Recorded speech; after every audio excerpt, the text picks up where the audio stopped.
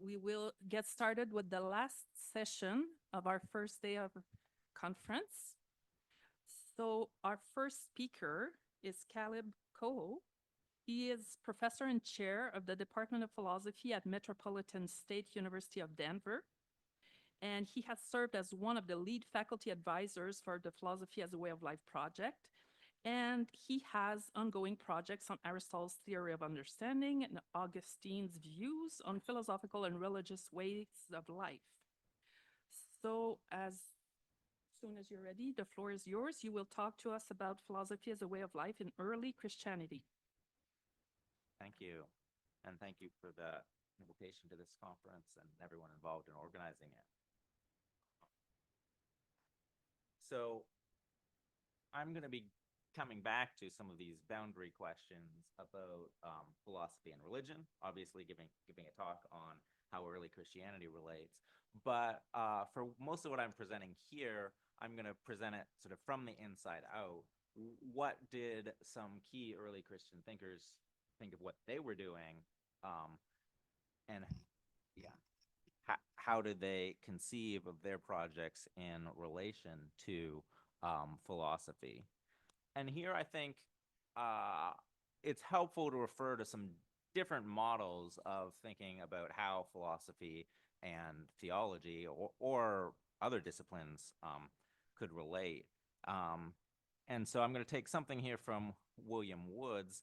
He mentions four basic models, um, and uh, a couple of them I'll mostly set aside. Disjunction, where the theological or religious way of approaching reality is just different than other ways. I don't think that really shows up in early Christianity. And then I don't think there's really a conflict model, despite some Enlightenment propaganda. And I'll come back to Tertullian briefly during my talk. Um, but then I think the two most influential models historically, and that I want to kind of tease out what's there and what isn't in early Christianity, are integration and cooperation. So on cooperation, uh, each discipline kind of has its own field and its own methods, and there are distinctive methods and assumptions for philosophy that are different than those of theology or the Christian religion. And Thomas Aquinas is a classic example of this, or the idea of philosophy as natural reason, which can achieve a certain understanding of reality and foster the natural virtues, but can't go as far as theology with revealed truths. Um, but I think what's interesting is this cooperation model, I don't think really shows up in these earlier Christian thinkers. Instead, we get something more like what Woods calls integration, where rational inquiry about God isn't sharply divided into discrete intellectual activities with different methods or sources. Instead, there's really just this one intellectual task of trying to understand God and all things in relation to God using whatever resources are appropriate. Um, so that's an overview of the model that I see exemplified, and we'll come back to some of the implications of that. Um, Now, where there's some contrast between the thinkers I'll be looking at is in their answers to some key questions about the relationship between Christianity and philosophy as it was practiced then in the kind of schools we've been hearing about, the Stoics, the Epicureans, the Platonists. Um, and one question is whether Christianity is integrating with a largely successful philosophical project that's been ongoing at least through Socrates, or is it coming in to replace the failed projects of the philosophers? And I'm going to be talking about three figures for the sake of time and space: Justin Martyr, Gregory of Nyssa, and Augustine of Hippo. And I think Justin has the most optimistic view on which uh, pagan philosophy, or, well, I don't think he'd call philosophy using reason has been a reasonably successful project that Christianity can then add to and build on. Whereas both Gregory and Augustine think that the project has either deficient or failed in some more important way. And that's related to these other two questions of whether philosophy or the human use of reason, the human pursuit of wisdom, can lead to virtue um, or salvation, understood not necessarily in the narrow Christian sense, but salvation as in the health of the soul and body, so salvation from moral wrongdoing and death. Um, and again, here Justin thinks that is possible, whereas both Gregory and Augustine, these later and influential figures in the Eastern and Western traditions of Christianity, respectively, think it's not. So I'll start with Justin. Um, so Justin Martyr lived from about 100 of the Christian era to 165. Um, and I pick him first because he's one of the earliest authors we have after the New Testament, and because it's really crucial to his self-conception that he sees himself as a philosopher, and he presents his conversion as a philosophical one. He presents himself as a disciple searching for a school.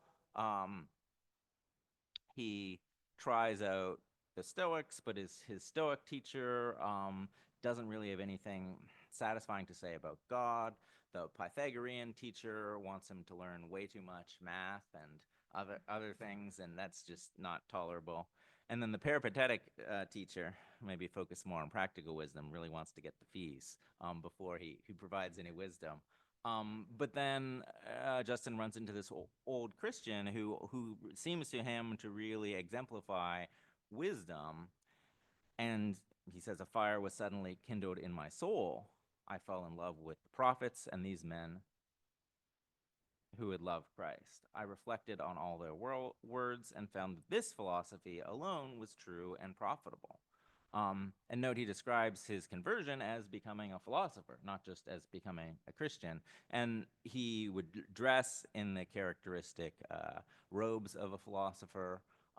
So it wasn't just well, I don't know, maybe it was a marketing tactic, but it's one he was at least deeply committed to presenting the whole way of life and what he's doing as sort of the true Christian philosophy that now he's trying to live out and share.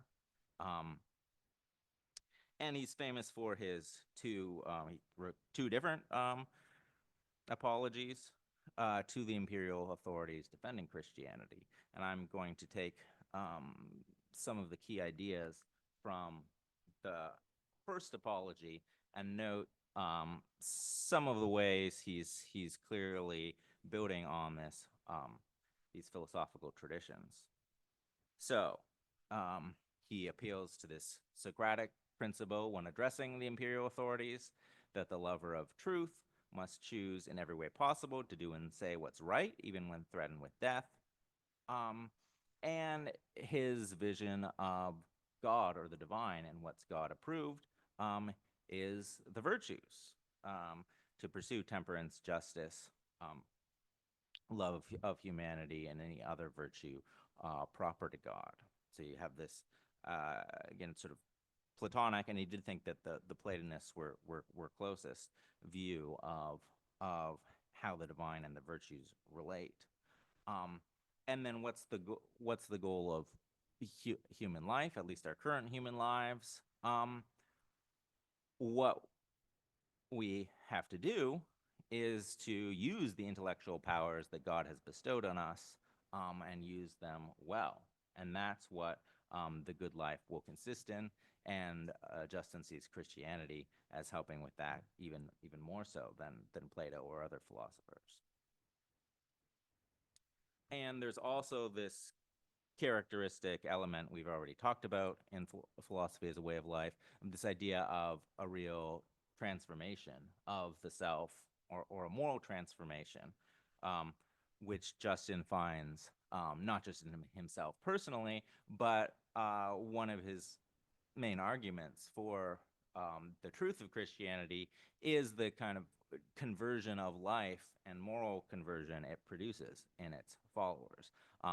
giving up on the personal pursuit of riches and possessions in favor of handing things over to a common fund where it'll be shared with the poor, um, praying for your enemies, and uh, loving all mankind. So you have this idea of a kind of knowledge and commitment that leads to transformation. Um, and then there's also a defense of Christians against the charge of being atheists, which, of course, the charge that Socrates faced and defended himself against, and a question of the rationality of Christian beliefs, where again, um, Justin defends himself um, by saying what kind of belief in the God Christians do have by worshiping the creator of this world. And then he closely relates in the second quote on this slide, worshiping Jesus with reason. So we have this equation of Jesus Christ with the Logos and being the Son of the living God. Um, and then Justin is also one of the first to make an argument that later sociologists would make about the possible civic benefits of a belief in an all-seeing, all-knowing, morally judging deity. That Plato had these myths that have some retribution for the wicked, and there are some stories about it in civic myths, but the actual Christian view, where all deeds are disclosed to God and where there'll be everlasting punishment or reward, that's actually going to be a much bigger psychological motivator, according to Justin, than any of the extant philosophies or myths on offer, as he says at the end of the quote here. Um, right now, the laws and penalties you put forward, they know it's possible to elude you since you're mere humans, the imperial authorities. However, if they learned and were convinced that nothing can be hidden from the knowledge of God, they would live a completely orderly life, if only because of the threatened punishment. And then Justin doesn't argue that Christian beliefs have to be true or proven logically or something like that. But what he does argue is that they're within the realm of what's possible to believe. So is the resurrection of the body is this surprising and shocking, somewhat distasteful idea for many of his listeners. But he says, actually, if you look at just the way things come from seed, that's kind of surprising and shocking and weird. So maybe you should be a little more open-minded there. And then one of the areas where we see the biggest commonality is in what Justin has to say about moral reward and punishment. So we get this characteristic Hellenistic or imperial emphasis on the importance of free choice, that has to be the basis for punishment and reward. So he says on the first quote there, if such were not the case, but everything were to happen by fate, no choice would be in our power at all. So it's core to Justin's understanding of the self, that we have free choice, and then that God will punish or reward people based on their use of free choice, including Christians people who call themselves Christian but live badly should be punished.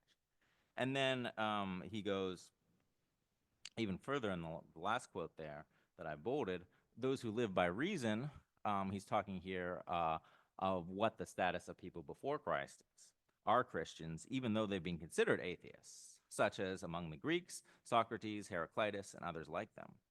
So also those who lived before Christ and did not live by reason were useless humans, enemies of Christ, and murderers of those who did live by reason.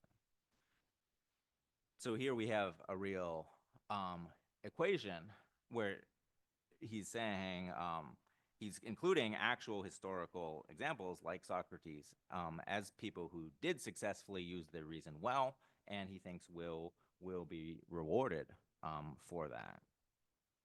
So I think on this picture, the Christian way of life completes the project of the philosophers by inspiring humans to virtue and wisdom, and virtue and salvation can be achieved through reason and the free choice of the will.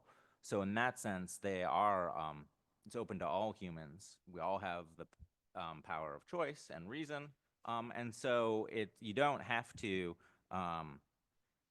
specifically have the name of Christian or identify as such. Um, but Justin has a lot to say about the example and the truths contained in the prophets and in Jesus' teaching that will help you out. And then he thinks there's a powerful psychological incentive that would maybe helps us to act rightly. And Jesus shows up as both a moral and a rational exemplar for him. So that's Justin's picture in the 2nd century. Um, now, let me say something briefly about Tertullian, who's the one figure often brought up as an example by those who want to say there's been this ongoing battle or conflict between faith and reason, or between religion and philosophy. He has this famous rhetorical question: what has Athens to do with Jerusalem? And then there's the saying "credo quia absurdum" that he didn't actually say, but is quoted a lot in the Enlightenment. He did say "credo quia ineptum," which we'll get to in a minute, the context for that. But on closer examination, even Tertullian turns out to be more of a rhetorician than someone who actually advocates for the conflict model. He specifically understands his Christian intellectual pursuits to be a teaching of reason, disciplina rationis, and he represents God as the author of reason, and reason as a great gift to humanity. But he is a rhetorician who loves using this paradoxical argument. So in context, in the passage, he's arguing that we should believe that Jesus was actually crucified, contra the Gnostics, who thought this was just a story, but Jesus didn't actually die and suffer in the flesh. So here are the two key sentences. And the thing to note here is that it's not the impossibility in a logical or metaphysical sense that Tertullian's appealing to. Instead, it's the unfittingness or surprising nature of a story saying that our exemplary hero dies this most awful of deaths in dishonor. That Tertullian is really appealing to, and he seems to be drawing on some a trope Aristotle mentions in Rhetoric 223, where surprising and unexpected testimony is less likely to be fabricated. So if you were making up a story about your religious founder, you don't want to hear about all the civic honors and all the respect this person was given. But having this story about being nailed in brutal agony to a cross isn't the first thing that would occur to you if you're operating in the imperial area and trying to start a religious code. So what you make of that rhetoric or argument, the important thing is that it is a type of reasoning just done with this kind of rhetorical flourish, but it's supposed to make it more probable that you should believe in Christianity, not delighting in absurdity. Okay, so that's a little aside.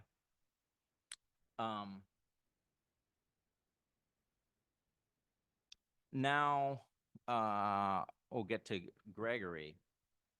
So, and I pick him because he's one of the most influential of the Eastern Fathers, and he talks in many places about the Christian way of life and goals, and drawing strongly on the Platonic tradition, as you can see in this quote, where he thinks there's an essential and natural impulse towards the beautiful and the best in humans, but we're led away by a focus on imitation and the changeable.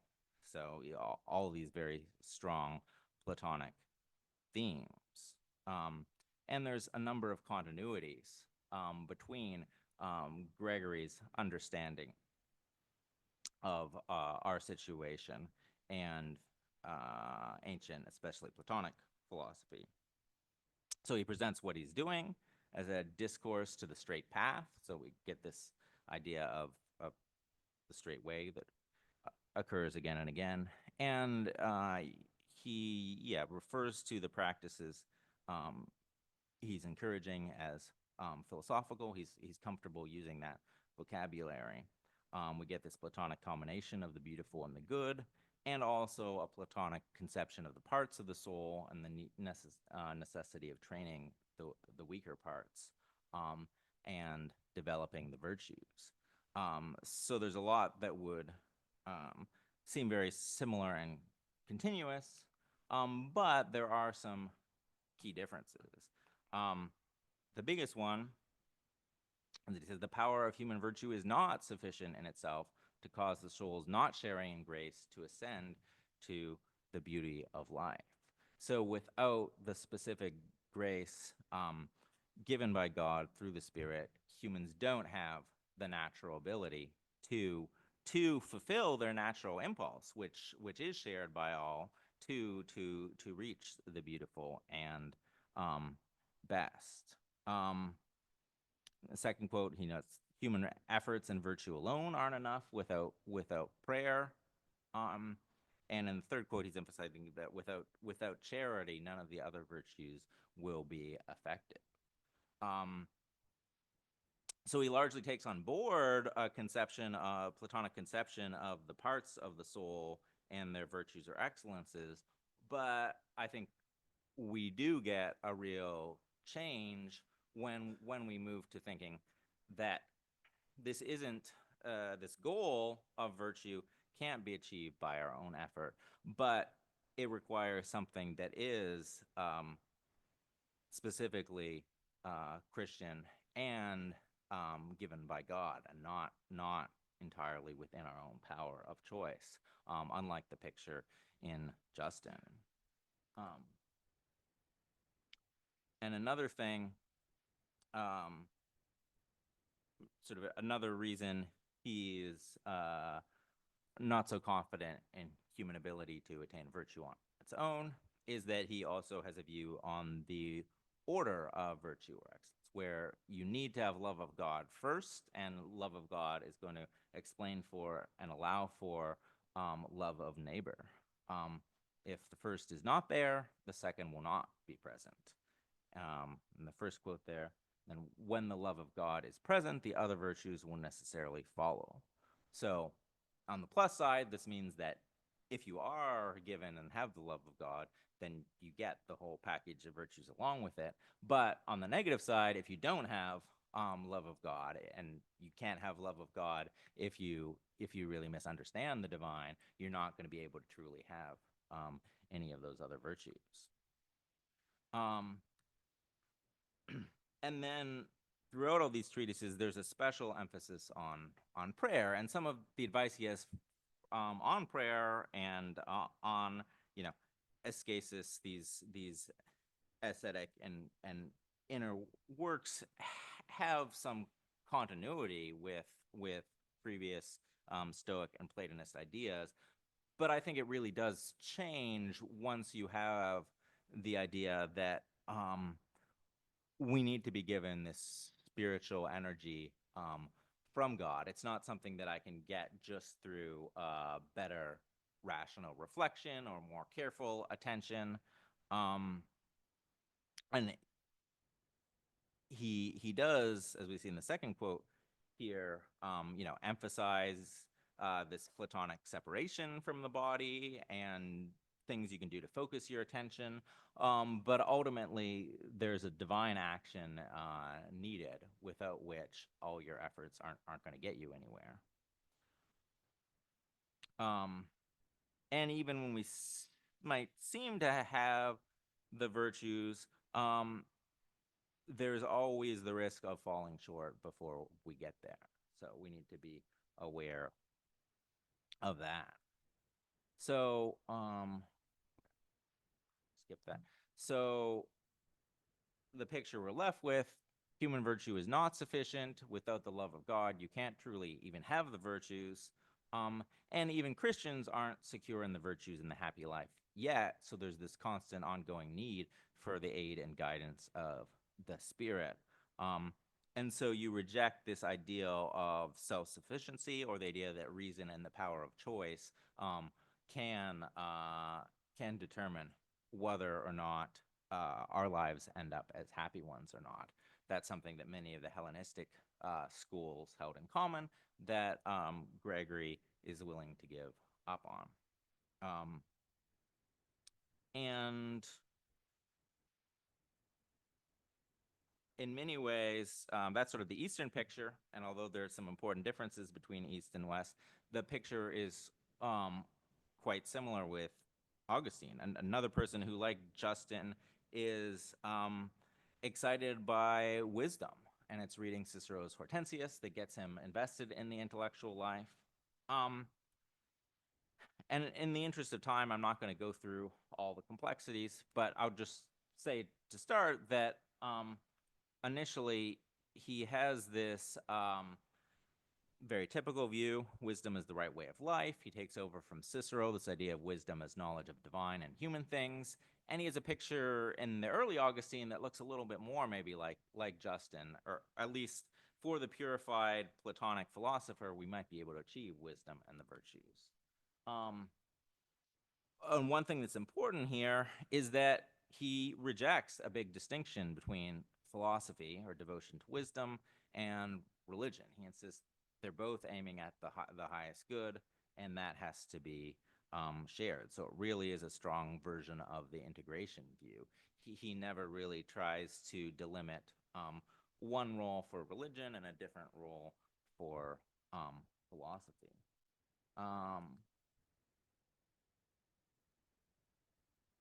And then the sort of later Augustine comes to think, like Gregory, we can't really achieve the virtues in this life, even the Christian, and focuses more on a critique of the philosophers, that they did make discoveries, but they were betrayed by human infirmity in order that their pride might be restrained. And pride is the great sin for both the Romans in the political realm and the philosophers in the intellectual realm. For Augustine, they're claiming they can achieve the good by their own power when they can't. So we get a lot of the same discontinuities. But then one thing I want to note is I think Augustine really has two uses of philosophy. One in the negative sense, where it's specifically referring to efforts to achieve the highest good through their own efforts. And that those prideful, wise people are trying to do. And this is going to involve intellectual failure of some kind. You're either going to misidentify the highest good, like the Epicureans do, or improperly claim the ability to attain it, like some of the Stoics and Platonists do. But then philosophy in the positive sense, that is just the search for wisdom. And even in a late work like On the Trinity, Augustine continues to positively cite Cicero's Hortensius and see it as continuous with his project of trying to investigate God and the Trinity. But here, the goal of wisdom is the goal of our life and the goal of the Christian life and the life of mind, and it includes sort of all knowledge, both scriptural and secular. There isn't this kind of distinction between natural and supernatural forms of knowing that maybe we'll hear about in the medieval era.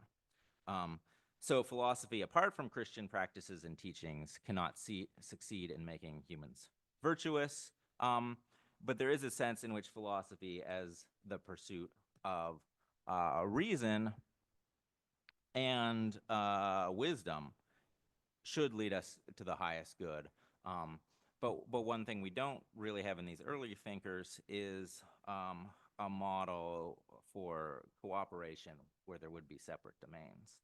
So I think that's actually, I'll just briefly end with uh, an interesting upshot or question, I think, for philosophy as a way of life, is that it kind of faces its own version of this, where is there a specific, just do we want to separate off sharply philosophy from these other areas, or is there just one question of how to live that doesn't sharply divide into discrete activities called philosophy or psychology or nutritive science, if we want to get the body in there as well? You might think there's really just one intellectual task of trying to live well.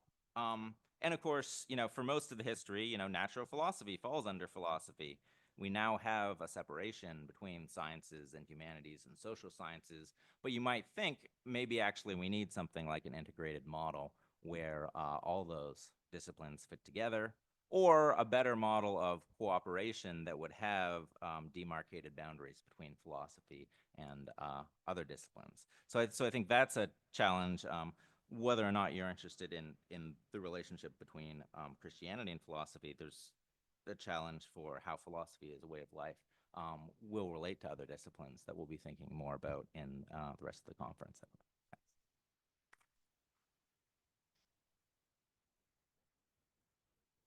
All right, that's perfect. So we have almost 10 minutes for questions. We'll start with 3 questions. Yes.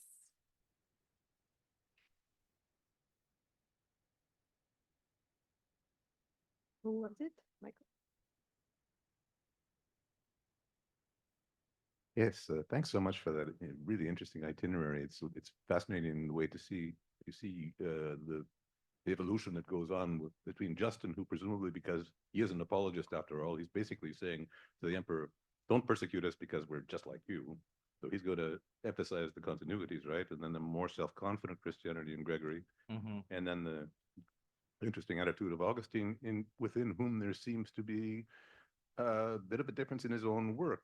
Like you say, he starts off close to Neoplatonists like Porphyry, and Plotinus publishes Retractationes and pretty well says, never mind. I now adopt a different point of view.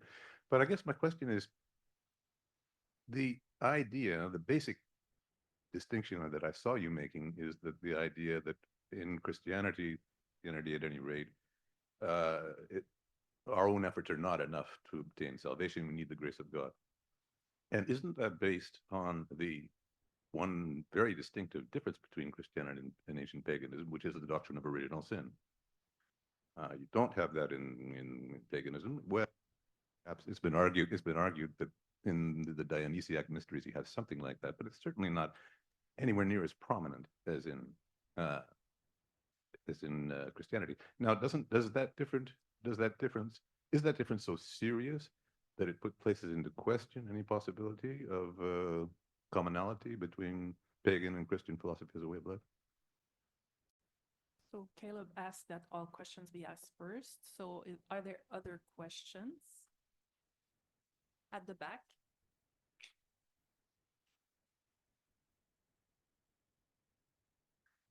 Just a quick question. Thank you very much, Calab, for your wonderful presentation. It's a curiosity I have also concerning my own chapter. That is, could you see well a difference in the relation between philosophy and religion, and after and before of the Constantinian or Nicene institutionalization, no, of Christianism, because it's so very important also to understand if there are differences between Quintilian and Augustine. All right, you have a question as well. Laura has a question. Briefly, if we want to leave enough time. Yes, tiny question. I'm wondering, Caleb, if you have an answer to the final question of the relationship between PWL and other disciplines. This is something you can give us your answer to. All right, so I suggest that Caleb questions, and we'll see if there's still time. Okay. Yeah. So I'll start with the original sin question. Um, so that's one reason I have well, both Justin and Gregory. So well, there's a debate about the exegesis of Paul that I don't want to fully get into, but it's certainly true that post Augustine, there's a much more definite doctrine of original sin that then is influential in the Latin West and isn't there to the same extent in the East. But I think it's important to note, and that's why I have Nissa in there as well, that even without as developed or as firmly negative a view of what happened there, there's still this insistence that for the profound transformation we need, there's something we're missing that can only be supplied by divine grace. Now, I think that's partly in a way from the Platonic influence that, unlike a more maybe on some readings of Aristotle perspective where we're just trying to live as good humans or something, there is this impulse towards this transcendent impulse towards really achieving the best, and that's partly where Gregory is coming from, that we're not just trying to lead decent lives.